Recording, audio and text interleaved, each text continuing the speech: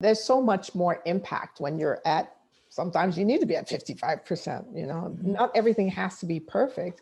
And yes, you do free up time, and not just time, but energy. You free up your Yes. energy. You free up the ability to just take a breath, for crying out loud. And nothing has to be perfect, really. Very, very, very few things in life have to be. And it's amazing that we keep chasing that. Why? What is that? It has to be just right. Just right in whose eyes? In whose opinion? Whose judgment?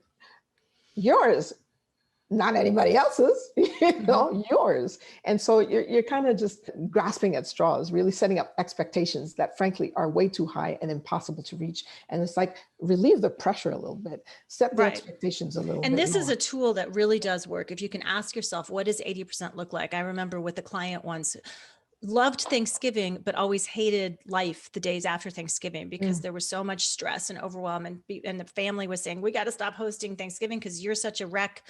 By the time it's over, it's not worth it. And so my client, I said, what does it look like? We're going to map out 80% Thanksgiving. And we actually mapped it out. And there was just a lot more simplicity.